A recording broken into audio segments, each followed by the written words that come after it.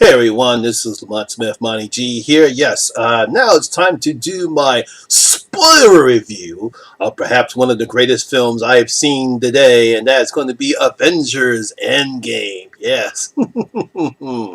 So now, before we begin, I will let you know right now, this is a spoiler review. I already did my non-spoiler review, so I'll leave a card up there if you want to see my non-spoiler review. Leave a card up there right now. You have been warned, because I'm going to spoil the shit out of this movie. I'll tell you basically everything that happened in the movie, and if you haven't seen it, do not watch this video. That's right, you've been warned. Now, when the movie begins, we get to see Hawkeye. He and his family are having a nice time out. Unfortunately, by the time he turns around, Thanos has done his snap of doom, and they have been disintegrated, and he just starts to sketch out. Later on, we get treated to a scene where we see Tony Stark and Nebula. They're still out in deep space on the ship, and they're about to run out of oxygen when they are actually saved by Captain Marvel. She finds them floating out in space and brings them back to Earth. So now that Tony Stark and Steve Rogers have now been reunited, we seem to sort of put their differences aside after what happened in the events of Civil War. But you can see that they're still fussing, mainly because Tony's probably a bit upset, and he almost died. The fact that not only they died, but they lost. They got their asses kicked by Thanos. But they eventually decided to come up with a plan. Nebula tells them that Thanos has retired to some planet that he created after a snap of doom. So the Avengers go up there and decide to undo what Thanos did. Unfortunately, there's a hitch in their plans. Yes, that's because the Infinity Stones are gone! Finished, they're not there! Thanos destroyed them. Feeling as though that his work is done, he said he destroyed them. Oh no! So in a fit of rage, Thor beheads them. Well, he beheads Thanos. And it's not looking good for our heroes. Now, I actually like that particular part of the movie, how it begins, because obviously you want to make it difficult for the Avengers to try to undo what Thanos did. I thought the beginning part of the film was pretty good to see how Hawkeye, how he becomes devastated when his family has disappeared. And later on, we see the consequences of those actions when he becomes. But I like the fact that how Steve and Tony are still kind of at each other's throat. Mainly because of the fact that Tony's upset because they lost. They got their asses kicked. And I think it even goes back to the time when he was shown the Avengers failing during Avengers Age of Ultron. And he was scared about this. And now the moment has come true. Not the fact that they're dead, because the fact that they failed. So he's still upset about that. To the set that he passes out, and he passes out, so they finally rest, and that's when eventually they decide to come up with this plan and see if they can undo what Thanos did. But unfortunately, now that the stones are gone, what are the Avengers to do? They're shut out of luck. I mean, it's just terrible. Then a surprise happened. We get a 5-year jump. 5 years later. And things are not looking good. Some people have been able to move on. We get to see some of the Avengers, such as Natasha. She's sort of the leader now. We see them with Rocket and Nebula. They're doing something for them. We see Captain Marvel's out in space. We get to see Rhodes. He's been actually tracking Hawkeye. He's just tracking Clint. And her and Cap are still trying to move on. But the biggest surprise is Thor. He's the biggest one of all. Apparently, he's secluded himself because all of the rest of the Asgardians that are still alive have decided to become this nice little seashore town called New Asgard.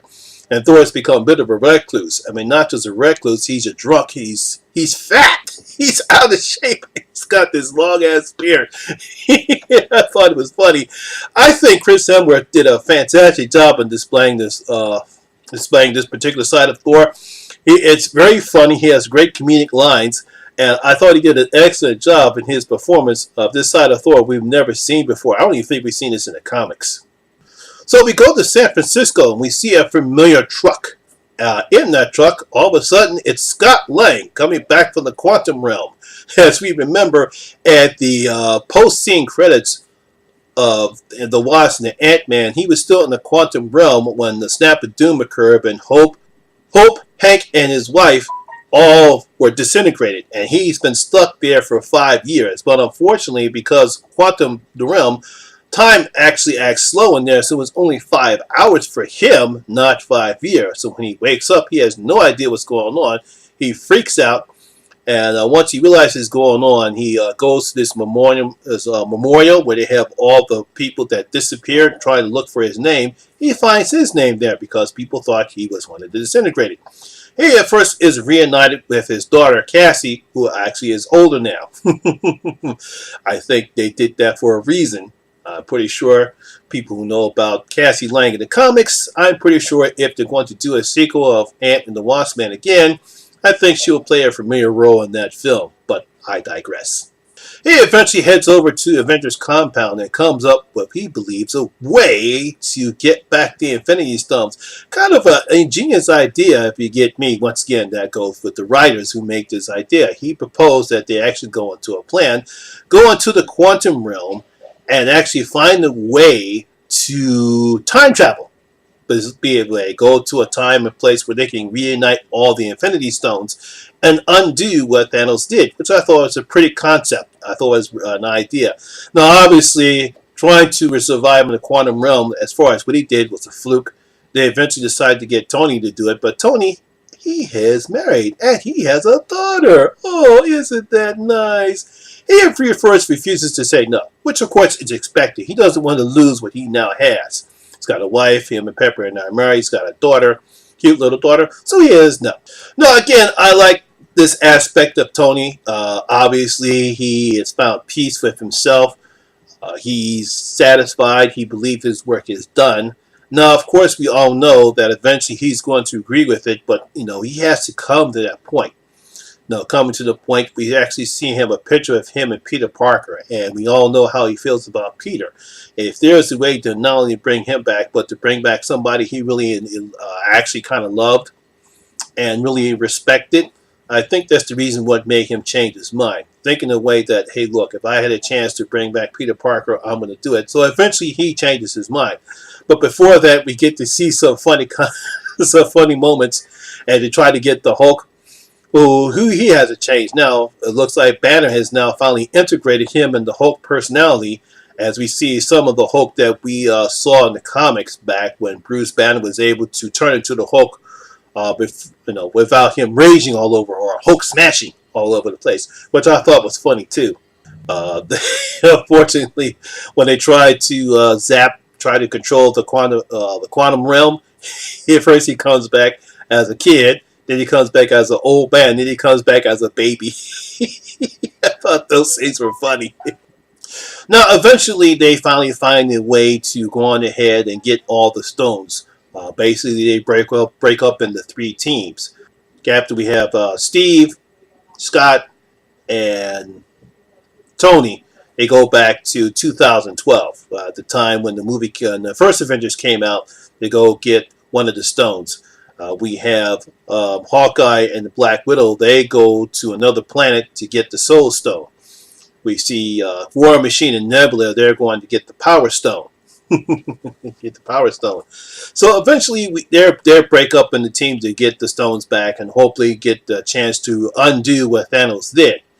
Now, I thought it was kind of funny, as we see, especially in 2012, we actually get to see callbacks of the first Avengers movie. There's a scene definitely from the first movie where they're all surrounded around while the Centauri are attacking, and Loki's, in the wormhole comes up. I thought that scene was very well integrated, and I thought everyone did a fantastic job looking at themselves. There's this one scene where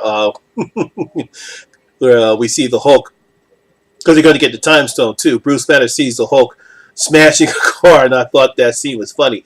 He eventually goes back to Stephen Strange's Sanctorum Sanctorum. No, that's oh boy, I can't get that word together. His house, and there we see Tilda Swinton as the Ancient One. Yes, I said when everyone comes back, yeah, they all come back in this one. We get a nice conversation with the two of them about how she can't let him take the Time Stone because the Infinity Stones, if they're not brought back together in a fixed time, reality will break apart, and whatever happens to them, that reality will change. Which I thought was a pretty good explanation as to why it was so dangerous to do something like that. One of the fascinating moments I saw in this film when it comes to Nebula and War Machine, when they get the Power Stone back, Nebula all of a sudden has this thing happen to her. Now, she explains to War Machine that she's not the only one that's there. And if we come to find out, back in 2014, we see Thanos and we see Gamora back alive. But this is not the Gamora that was killed in last year's Infinity War. That's the old Gamora before she joined up with the Galaxy Guardians of the Galaxy. And we see the old Nebula having the same thing. And all of a sudden, something's not right. They eventually find out what's going on, and Thanos sees the future Nebula. Yeah, we have future Nebula and past Nebula. I thought that was a nice way. And I love how Karen Gillian does this. Now, it's kind of funny when you look at it. We have a future and a past Nebula, being that Karen Gillian was actually starred in Doctor Who, a Time Lord. So I thought it was a brilliant idea to use her character, Nebula, for an actor who played another time-traveling show. That's a great one. So anyway, Thanos finds out what the Avengers are doing, and I thought it was a nice way to include him in this particular part of the story, not using his future but his past self before he actually collects the stones. That becomes an important part of the story later on.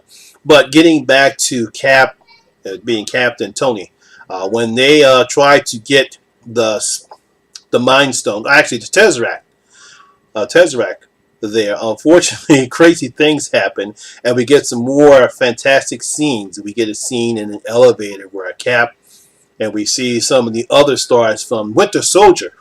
We get to see Frank Grillo. He's back. We get to see Agent Sitwell. He's back. I mean, like I said, when they said everyone, they do mean everyone in this particular movie. There's an elevator scene that's straight out of the Winter Soldier, which I thought was fantastic. But no, we don't get a fight scene. Captain America decides to take the whatchamacallit and use his knowledge of the future, knowing that Sitwell's a Hydra. He wishes him, "Hell, Hydra." Brilliant scene. I mean, just fantastic.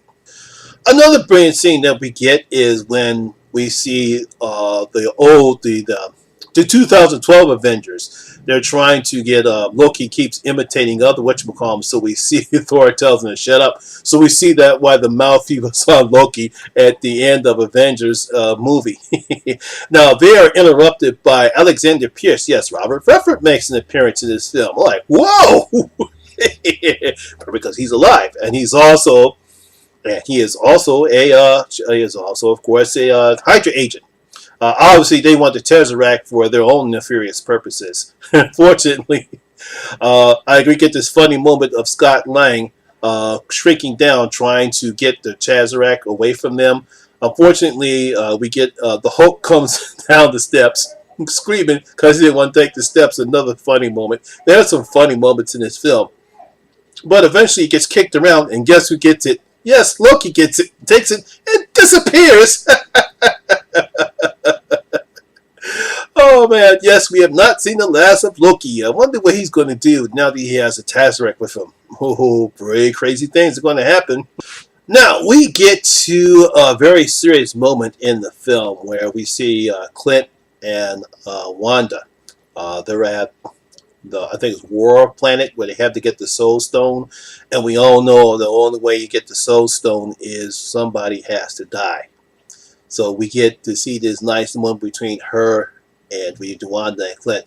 They're both trying to sacrifice themselves. Each of them are fighting for the other one not to die. And unfortunately, after a nice brief fight between the two of them, unfortunately Wanda decides to sacrifice herself. She is the one that dives at the end, and unfortunately she is killed. She falls to her death. Clint wakes up with the Soul Stone. It was a very sad moment for all of us here because no one, obviously we knew some people are going to die in this film. Obviously Wanda was not the one we expected to die, but unfortunately, yes, she did sacrifice herself for Bart to get the Soul Stone. Excuse me. Obviously, because because he became a very bitter vigilante, as we see in other parts of the beginning of the film. When Wanda went to recruit him, he's busy killing this Yakuza guy, probably because he's upset because he lost his family. She even tells him that we might have a plan to get back everyone. He says, "Don't give me hope." But what can you do other than just hope?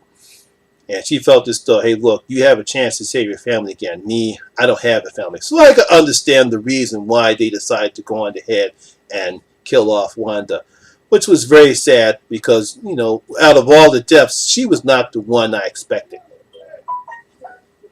Now, because they couldn't get the Tazerac, Tony and Steve decide they can find another way to get back the Tazerac. But unfortunately, because this plan that they don't have much of the PEM particles in order to shrink down to the quantum realm.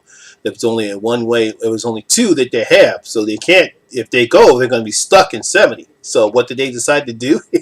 Which I thought was a brilliant plan. They go back to the old shield quarters where there's another part of the Tazerac that's there, and also the PEM particles, because we all know Hank Pym worked for S.H.I.E.L.D. And they go on there and they steal the PEM particles and get the Tazerac. But we get some nice tender moments as Tony sees his father. And they have a nice conversation. Steve also gets to see Agent Carter. Margaret Carter. Peggy Carter, as we all know. We get some nice tender moments between those two. Especially when Tony talks to his father. And you can see, as much as he wants to tell him that he's his son, he knows he can't.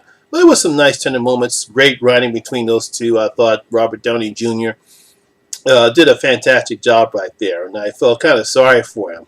But at least he knows his father, despite the fact how he may have treated him, he actually was a good father to him. So now they got all the stones, and they're about to get ready to head back, but there's a bit of a problem. When Rhodes gets ready to leave, Nebula can't leave because her headgear is messed up. As it turns out, it looks like she sees that Thanos now knows of their plan, and she tries to escape, but Thanos' ship comes and snatches her up. So now we get the confrontation between future Nebula and past Nebula. She decides to pose as the future Nebula and go back into the future. Where after we got all the stones are back together again, which I thought was a nice scene. Now they decide the fact who's going to use them. Now, fortunately, Thor. Oh yeah, I almost forgot about Thor. Thor has a nice conversation with his mother, which was nice to see her back in the film. Yeah, she's back once again. They have a nice conversation. She can tell that it's not the right Thor because he said, "Look, I know witches. I can tell that you're not my son from today. You're the son of the future." And she gives him wise advice for him, which he will take to heart. They eventually get back to his stuff from Reality Stone, and we get to see some part of Jane Foster. Obviously, now keep in mind, that is not Natalie Portman. She is not in the film. Those are just unused scene footages that they have from the Dark World they didn't use. So that's what we saw right there. And some voiceover work. I think they had used her voice from the old films. But trust me, that's not Natalie Portman. She is not in this film. So now that all the stones are together, guess what happens? Yes. Past Nebula goes into the room where they did the quantum realm, and she takes the quantum, what obviously used her PEM particle to shrink down Thanos' ship. So he comes into this particular part of the day, blast Avengers compound to rubble. And obviously his plan is to not only to undo what he did, but to even do even more damage. As he's sitting down, we get to see Iron Man, Thor, and Captain America. They're sitting him watching, and he tells them is that, no, this time I'm not just going to wipe out half the universe. I'm going to completely obliterate this universe and create a new one. So that in the new one, no one will remember the old one. Which I thought was a great way. And this is where we get an excellent battle scene between the three Avengers and Thanos. And they really do some nice work as far as how the fight is choreographed and how everything works. He works, which I thought was a nice way in this particular battle scene. Now, the three of them do take a pounding because Thanos is no joke when it comes to battle scenes. And also, guess what? Captain America gets to wield Mjolnir. Yes. Now, if I'm not mistaken, I believe in the comics there is a part of a storyline where Captain America does wield the hammer. So there's no surprise. Even Thor said that he knew that Captain America was worthy enough to wield Mjolnir. So we get some excellent battle scenes right there. But eventually, Thanos is just too powerful for the three of them. Now, unbeknownst to Thanos and everyone else, the Hulk was able to put his hands into the glove and did the snap, even though it messed him up thoroughly because the backlash of the power will kind of kill you. Almost killed Thanos when he destroyed them. So when it looks like everything is down in the dumps, when Thanos calls his troops, and I do mean he calls everyone, it looks like it's going to be a huge siege on Earth, and only one standing is Captain America. But all of a sudden, we hear Sam's voice on his comms. He says, Cap, look to your left. He said, on your left. And guess who comes out?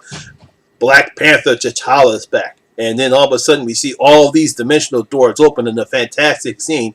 We see Stephen Strange comes out. We see Wong and all their sorcerers. We get to see Valkyrie and all the people from whatchamacallit, they're there. I mean, all the heroes are back. Spider-Man's back. It looks like everyone has been restored, and we get this fantastic battle scene. I mean, everyone's fighting.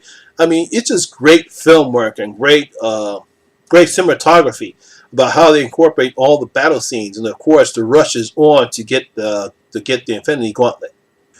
Now, obviously, the battle comes down to it. We get this nice, fantastic scene with Captain Marvel when she destroys Thanos' ship. I thought that was a great scene right there. Very filmed very well. She doesn't dominate the film, which I thought was good because she just came into the scene, so we see her every now and again. So I'm glad that they didn't dominate her. A lot of people feel that she would, but no. But she also has a fantastic fight scene with Thanos right there. I thought it was fantastic. It isn't until when Tony Stark is able to take away, just when we thought all was lost, he uses the power gem to knock her out. He's got the glove back on. He does his snap. But wait, nothing happens. He looks, the jewels are gone. All the stones are gone. Tony Stark was able to swipe them, and he has all the infinities, into his glove. He does the snap. And all Thanos' army, everyone is gone, and Thanos is wiped away from existence. Yay! But unfortunately, it's at the cost of Tony Stark's life. Obviously, like I said before, anyone who does the snap will get the backfeed of that incredible power. He dies a hero's death. Everyone is sad because Tony Stark is dead, which is not surprising. This death was not surprising. Everyone figured that out of the people are going to die. Some people thought it was going to be both Cap and Tony. Some people thought it was going to be anyone else. But the fact that Tony died, that's not surprising. If I remember correctly, I don't know if Robert Downey Jr. is going to star anything more, but I thought his way of how he went out was a fitting in. He began it, so it was a nice way for him to sacrifice his life to end this particular series, or pretend in this particular storyline of the Avengers and the Marvel Cinematic Universe. I almost forgot, when he sees Spider-Man, Peter Parker, they have a nice tender moment. They hug each other, which I thought was fantastic because he actually respects Peter Parker, and he very respects him. It was kind of sad to see him cry. Kind of sad to see him when he saw Tony Stark died, and he thought he actually had another father figure. And I thought it was a very nice setting. I thought everyone did a fantastic job. I also like one particular battle scene. I think when we see Brie Olsen, I think it's her name, as Scarlet Witch. Shows her how powerful she can be. She holds her own against Thanos. She almost kills him at the end because he's the one that killed Vision. And there's another part of the scene where we get to see all the women Avengers. We get to see Diana Dagley. Michonne from The Walking Dead. She's there. We get to see the Valkyries there. We get to see one of the girl. I forgot the girl from Black Panther. I forget her name. The girl from Black Panther. She's there. I mean, every one of the ladies is there, and they do a fantastic job. It was a nice nod for them to recognize the ladies. No, after Tony's funeral, we get to see Cap, the Winter Soldier. We get to see Sam. We get to see the Hulk.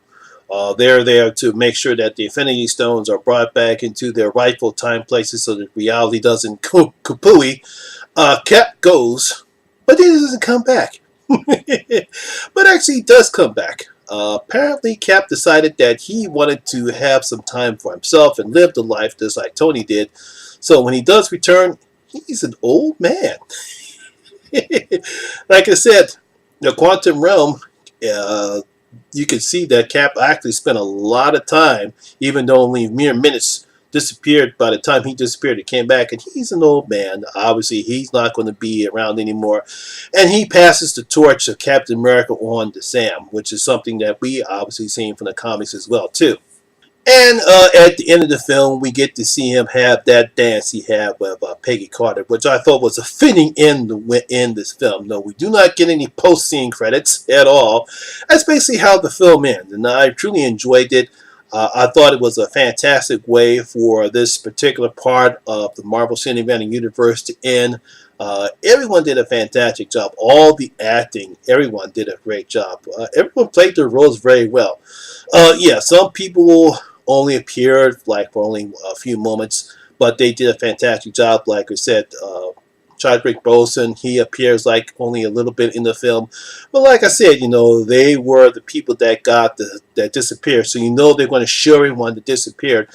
Yeah, and everyone played their roles very well. I was very pleased with this film. I didn't see anything wrong. I didn't see anything. There was nothing to criticize about the film. A lot of people worried about the time because it is a 3-hour film, but it doesn't feel that way because everything serves a purpose in this film. There's nothing wrong as far as how the film paces itself. It's paced very well because you're just care about these characters. Is all this confirmation, cultivation that we've inspired with these movies within the past 11 years. So we are very focused on all the characters.